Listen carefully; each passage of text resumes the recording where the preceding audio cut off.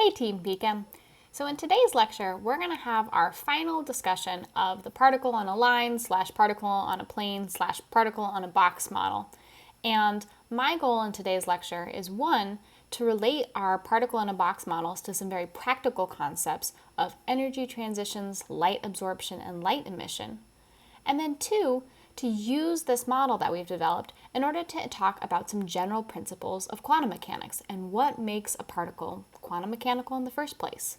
And so expect in today's lecture to be introduced to the correspondence principle, Heisenberg's uncertainty principle, and the principle of superposition.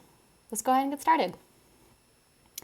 Okay, so earlier in this lecture series, we derived the energies for the 1D particle on a line problem. And if you remember, those are given by the formula E sub n, so the nth energy level is n squared pi squared h bar squared. Remember, h bar means that it's Planck's constant h divided by 2 pi, divided by 2 ml squared, where m is, remember, the mass of the particle, not the mass of the line or the mass of the box.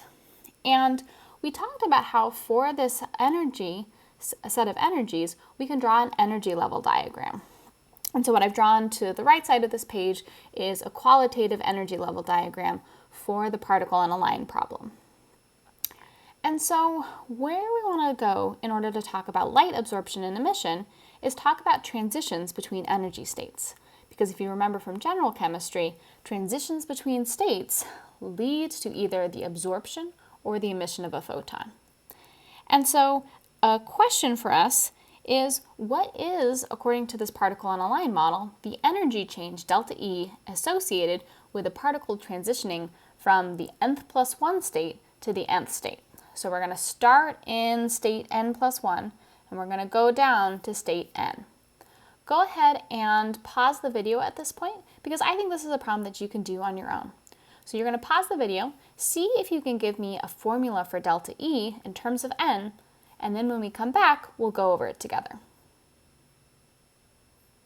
Okay, so hopefully you've had some time to try and derive a formula for delta E, and we can go ahead and do this ourselves just by plugging in our expression for what is delta E, and then relating that to our various values of n.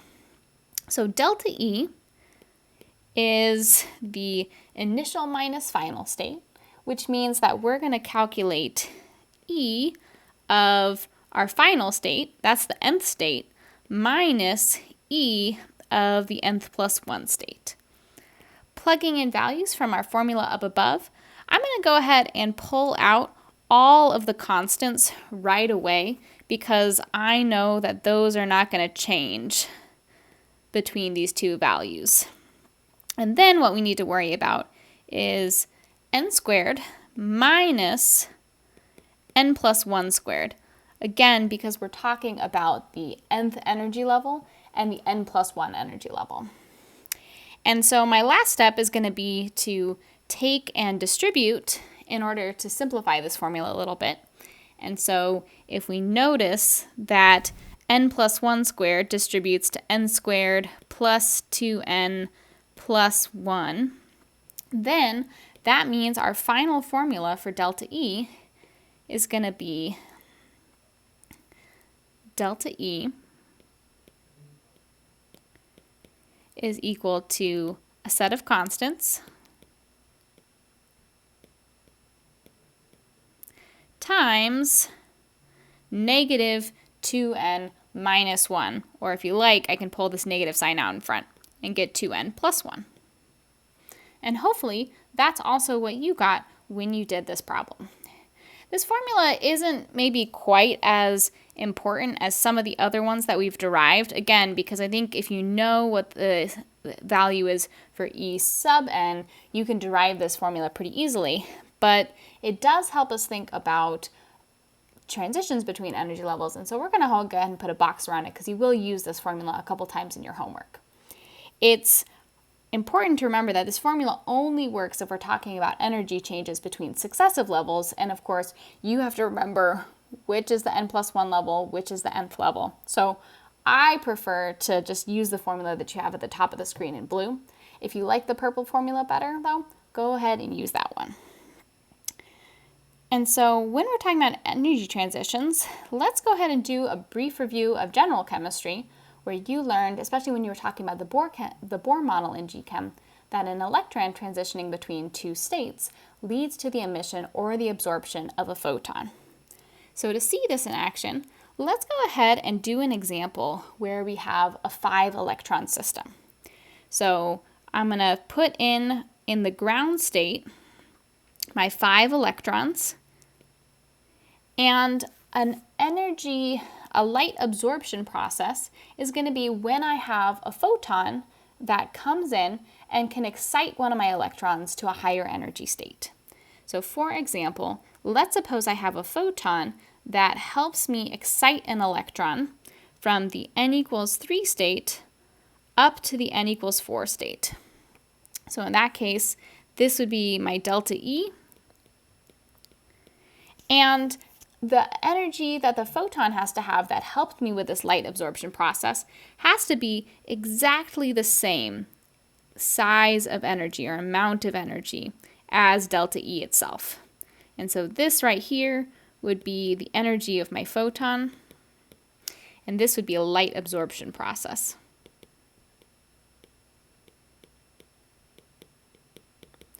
And we'll see in a second how it is that we could calculate the energy of this photon and the wavelength associated with this photon. But what's important to note at this step is that what's going to happen is prior to the excitation, my electron that's in this n equals 3 orbital is going to be before excitation, my electron is in the n equals 3 orbital. After excitation, that electron is going to be moved up to the n equals 4 state. So my before and after picture are shown in this diagram. But what if instead of starting in the ground state, we start this electron in an excited state? Well, then instead of absorbing a photon, I can release a photon or emit a photon, and it'll give back that energy, and it will emit a photon with that exact same energy that we needed in the previous example where we excited an electron from the n equals 3 to the n equals 4 state. And so again, here's kind of my before and after picture. The electron starts in the n equals 4 state. It's going to drop back to the n equals 3 state. And the energy change associated with that process is delta E in that formula that we gave up above. And once again, conservation of energy says that in order to get this, and once this energy is released, it all has to go somewhere, and it's going to be given off in the form of a photon with energy, E photon, exactly equal in magnitude to the delta E that was incurred upon this light emission process. And so here we have light emission.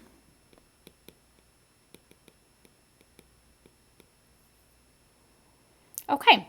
So that leads us to a question which you have seen this question before in general chemistry dealing with the Bohr's model. I'm going to present this question to you again in a PChem format, and the only difference between what you did in GChem and what you're going to do now in PChem is that instead of the hydrogen orbitals being our expression for our energy levels, now we're going to use the particle on a line energy levels.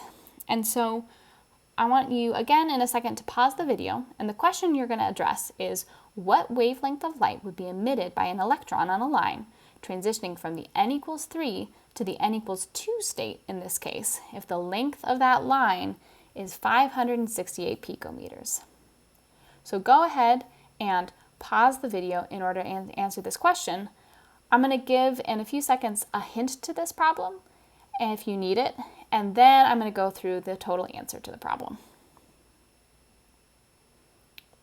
Okay, so if you need a hint, remember we have a couple of formulas that are going to help us out in this process. One on the left that you received from your PChem class, that's the energy states for the particle on a line. And then two other formulas are going to be important that you learned from GChem. One, you learned in GChem that the energy of a photon is equal to Planck's constant h times nu, kind of looks like a V, the frequency of that photon. And also, you learned that c, the speed of light, is equal to the lambda, the wavelength of that light, times nu, the frequency, one more time. So hopefully that'll help you out a little bit. And now if you've received this hint, go ahead and pause the video again, and then we'll go through the full answer together. All right, welcome back. So the first thing that we always want to do in a problem like this, especially because we're actually going to have to plug in some numbers instead of just leaving these in terms of our variables. So for this problem, our particle is the electron. So we need the mass of an electron. That is, based on the literature, 9.1 times 10 to the negative 31 kilograms. We're going to need Planck's constant, and we're going to need to remember that my formula on the left is given in terms of h bar, which is h over 2 pi, and my formulas on the right are just given in terms of h. So we'll have to substitute in for h versus h bar in order to keep things consistent. Speed of light is 3 times 10 to the 8th meters per second, and the length of the line that we were given is 568 picometers, or since a picometer is 10 to the negative 12th meters, that means that the length of this line is 5.68 times 10 to the negative 10 meters. With that information, we can go ahead and solve for delta E. Delta E in this case is the difference between the second energy level and the third energy level. So I need to plug in my constants, and then my final state is the n equals 2 state. So 2 squared minus my initial state, the n equals 3 level, so minus 3 squared. And I went ahead and did this problem in Excel because that's the easiest way for me to keep track of constants. It may be helpful for you to plug in all of your variables.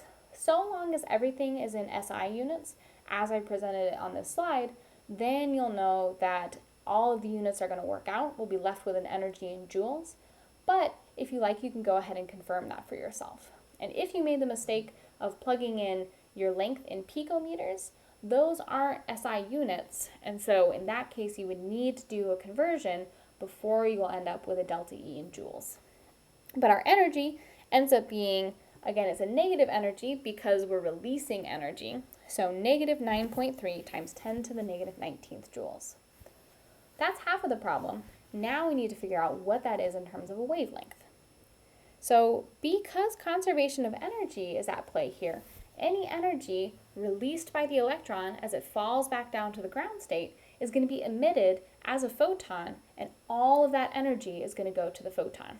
So the magnitude of delta E is equal to the energy of the photon. Then, with a little bit of substitution, I have that lambda is equal to the speed of light divided by nu, and also I know that nu is equal to is related to the energy of the photon and Planck's constant. So based on the formulas that I have up here, I can do a substitution for nu in terms of nu is equal to E photon over h, and that gives me lambda is equal to the speed of light times Planck's constant divided by the energy of the photon. That gives me a final value for lambda that, again, because I've done this whole problem in terms of SI units, is also going to be in terms of SI units, in this case meters, since a wavelength is a length, is a distance. And that gives me 2.13 times 10 to the negative 7th meters, or 213 nanometers. Now, our second bit of GChem review is we have to remember what that corresponds to on our electromagnetic spectrum. And so 213 nanometers is just shy of the visible range of light. That's going to put it somewhere in this kind of near UV area of our spectrum. So apparently, the electron in this particle is not going to emit visible light, but it's going to emit UV light. So it's kind of close to that visible range of the spectrum, based on, again, a size of our box that's about 5 angstroms long for our line. Okay, so that's interesting, but suppose that the line length is increased. What do we think is going to happen to this electron? Would you expect this electron to undergo the same transition as above? That is undergoing the same transition above, so still n equals 3 to n equals 2. Do we think that that's going to emit a shorter wavelength of light or a longer wavelength of light? Go ahead and pause the video and think about this question for a little bit, and try and not only answer what you think is going to happen, but why. either in terms of the mathematics that you've done in order to arrive at your answer, or in terms of some other logic that you can come up with. Okay, welcome back. So in this case, I think it's easiest to think about one more time our formula for delta E. And what I want you to notice is that delta E is proportional to n. So as n increases, where n was our ground state that we were going back to, the spacings in between levels gets bigger and bigger for this particle on a line. Delta E is also inversely proportional to the mass of the particle, and it's inversely proportional to the length of the line. And so what that means for us is that if I increase the line length, I expect that these energy separations between levels to get smaller. Now, we weren't just asked about the energy change, we were asked about the wavelength. And so we have to recognize that delta E and lambda are also inversely proportional. If we go back up here, you can see that explicitly. And so the logic we want to use is that L is getting bigger, that means delta E is getting smaller. And again, then that means that lambda is increasing. And so our conclusion is that for a bigger line where the electron has more space, the wavelength of light emitted for these different energy transitions is going to get longer. And that's really important. I want you to think about that, especially as we go to finishing up our in-class case study on quantum dots. I want you to see if you can start to make a connection once we get to our in-class discussion of how this idea or this prediction from theory that we've derived in our lecture series might relate to our colorful conundrum that we're dealing with in terms of quantum dots. But in the meantime, we're going to transition lecture to talking about the correspondence principle and connections from this quantum mechanical picture to our classical world. And so up until now, I have not yet addressed the question of, well, if quantum mechanics is right, does that mean that classical mechanics is always wrong? Or how do we contend with that? Especially, one of the things that feels really non-intuitive about quantum mechanics is that everyday objects, I don't see their quantum behavior. I've never seen my pen only have certain allowable energy states. I've never seen a particle that's sliding around on an ice rink tend to stay to the middle of the ice rink on a flat surface. Instead, it just goes everywhere. And so, is quantum mechanics simply wrong for big systems? Is classical mechanics somehow flawed and I'm just not seeing this quantum mechanical behavior? Let's go ahead and find out. So again, let's think one more time, another thought experiment. What happens to delta E as M and or L get really, really large? And what I want you to think about when you pause the video is, how does delta E relate to really large values of M or really large values of L? And how does this compare to what you learned in classical mechanics, that there's no restrictions on a particle's energy? Well, from our formula above, we see that delta E as M or L get really large is going to tend towards 0. And so delta E in the limit as M goes to infinity, so as M gets large, or as L gets large, equals 0. And what that means is that instead of there being discrete energy levels, there's going to be a continuum of energy levels. And that exactly matches what we would expect to see from classical mechanics. This idea that quantum mechanics, in certain limits of going towards macroscopic systems, goes back to the classical results that we're all familiar with, is so important that we gave it a name, the correspondence principle. And the correspondence principle states, in particular, that in the limit of macroscopic behavior, and macroscopic behavior we saw in our above example meant large M or large L, but it also means large values of quantum numbers. So most formally, the correspondence principle is about the limit of large N, where N is our quantum number. Quantum results are guaranteed to agree with classical behavior. And so that means that we don't really need to worry that how we treated everyday objects using F equals ma, forces, momentum, velocity, that's somehow wrong or invalid. It just means that for small systems, where delta E is appreciably large, that's when we need to start treating particles with quantum mechanical behavior. And hopefully that leads to a question in your mind. Well, where's this boundary between things that are so small that we need quantum mechanics and things that are large enough that classical mechanics is just fine? And so there is not a nice formula that will give us an exact distinction between this small is quantum mechanics and over here is classical mechanics. But roughly speaking, we can have a sort of formula or rule of thumb for where we need to start seriously considering the quantum mechanical behavior of particles. And that rule of thumb that I'm going to give you in this class is that for systems where d being the characteristic size of a system, in this case d is equal to L because L is what describes the length of the box or the length of the line that the particle can travel to. In our particle in a box example, d would still be L because that is, we want d to be a one-dimensional, just a distance. So our box is maybe a cube, L cubed, but the characteristic length of the system is still going to be d. So whenever d is smaller than lambda, the de Broglie wavelength, that means that we need to seriously use quantum mechanics in order to accurately treat the behavior of that particle. And so you have a formula which is an exact formula for the de Broglie wavelength. The de Broglie wavelength is often in your textbooks given to you as h divided by p, the momentum.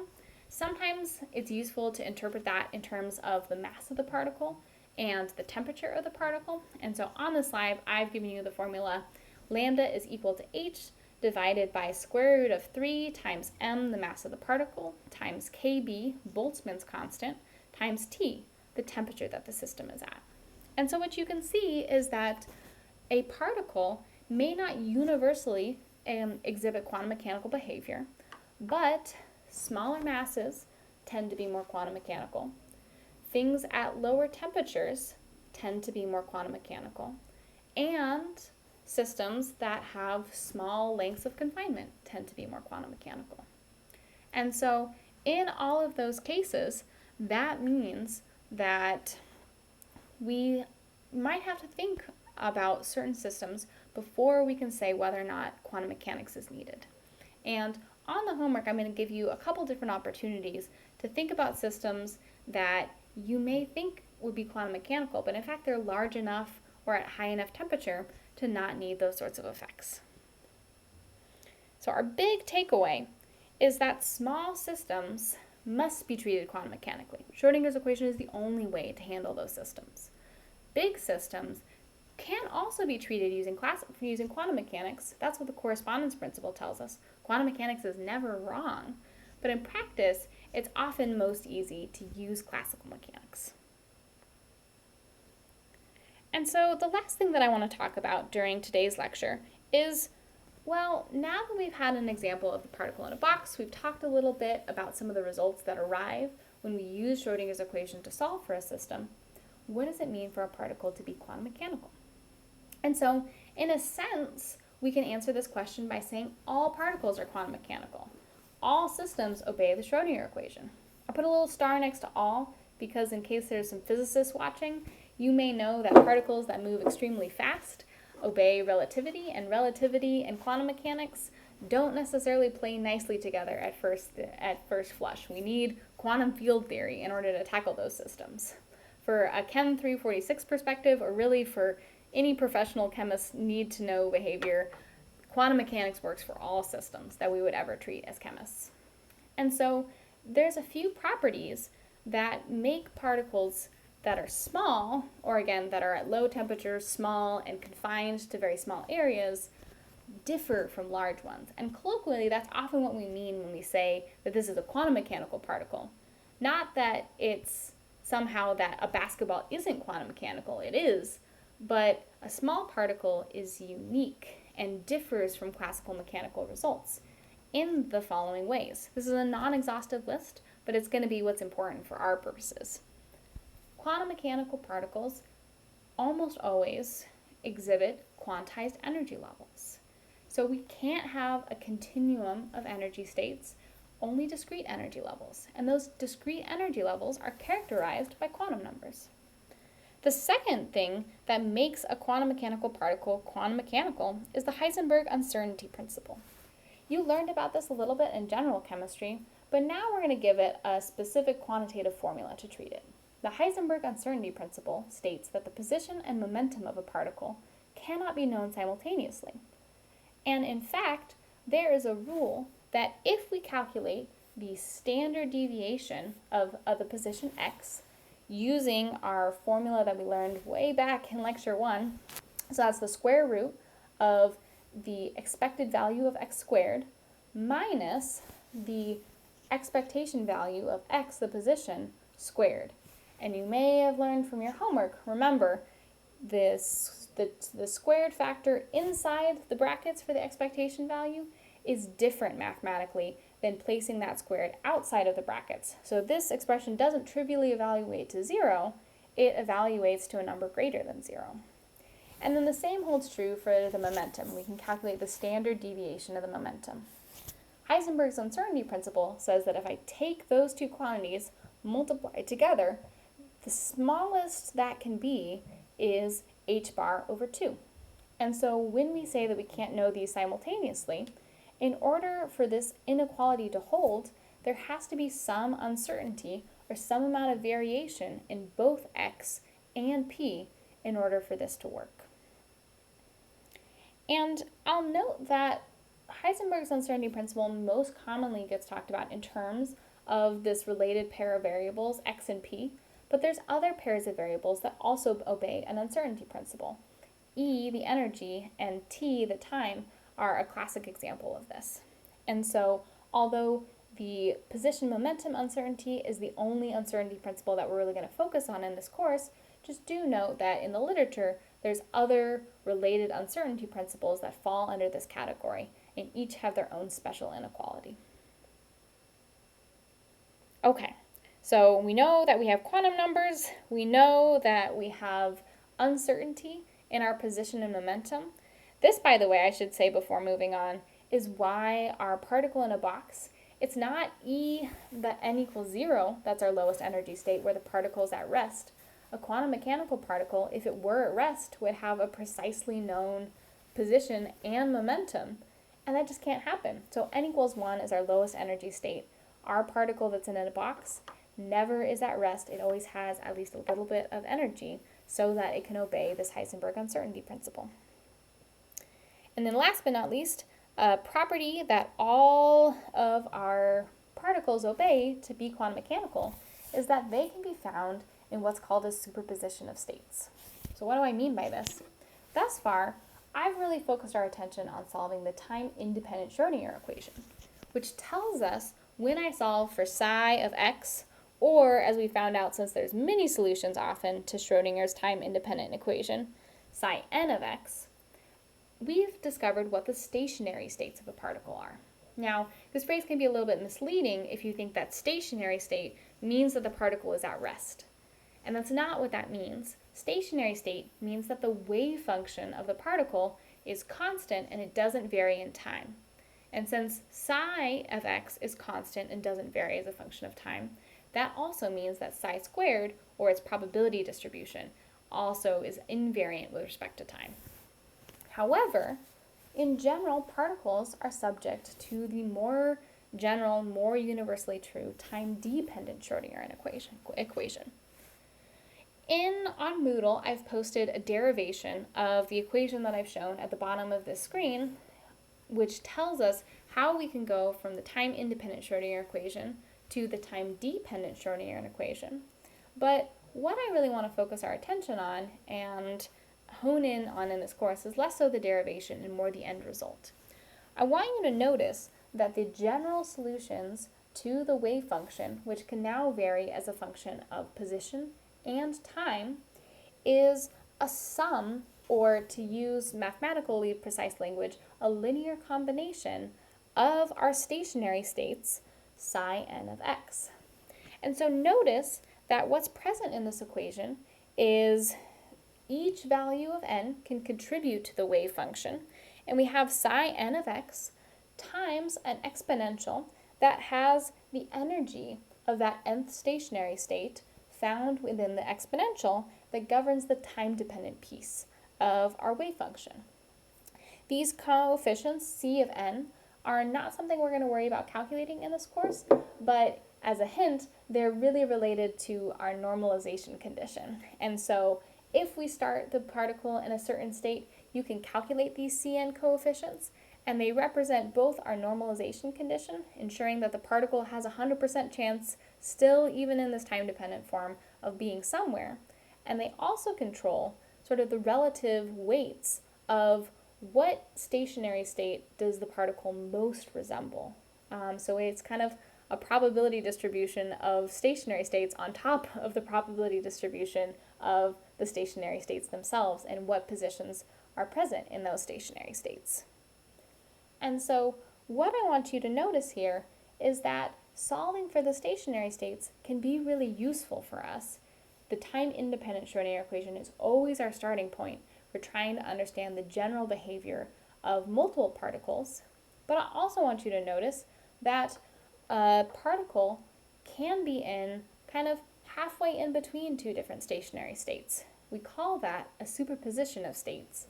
And it turns out you've seen this idea in popular culture when you may have heard of Schrodinger's cat, because Schrodinger's cat is this superposition of states between the cat being alive and the cat being dead. Classically, we would never expect something like this to happen. But quantum mechanically, we have to trust the math, and the math says that it does happen. And so, in general, a particle can be in a superposition of states. And where this is really important is in applications like spectroscopy and other situations where you are directly observing or making a measurement of a particle. That particle will be measured, and as soon as you turn your back on it, or as soon as you excite it with a laser pulse, it will wind up in a superposition of states that allow it to oscillate back and forth between a ground state and an excited state, or kind of be in somewhere in between. The good news is, for our purposes and where we're going to focus on in 346, is that particles at equilibrium that are unperturbed and where we're not making a laser measurement of those particles are generally found in the ground state, which is a stationary state. Phew. So in this class, the time-dependent Schrodinger equation is kind of at that horizon of where you would go in an upper division class, and for an undergraduate quantum mechanics class, we're going to stay safely within the regime of the time-independent Schrodinger equation so that we can think about the various stationary states that are present. The reason that I bring up the superposition idea is that I do want you to be aware that in these spectroscopic applications, or in any system where you are transitioning between states, you do have to contend with the fact that the particle can not just be found in the ground state, a stationary state, or just nicely at equilibrium in an excited state, but as it transitions, it becomes a mixture of those two states. Non-intuitive, but it is what happens. Okay, so that's actually all that we have to do today in order to wrap up with our discussion of the particle in a box. So, in summary, what we talked about today is that stationary states are present in the particle in a box model, and energy transitions between those stationary states require either emission or absorption of a photon. And so one way to track what the energy gaps are between states is by watching what wavelengths of light are emitted. And so that's useful for us that are considering spectroscopy, because it's a way of looking experimentally at what those underlying energy states are.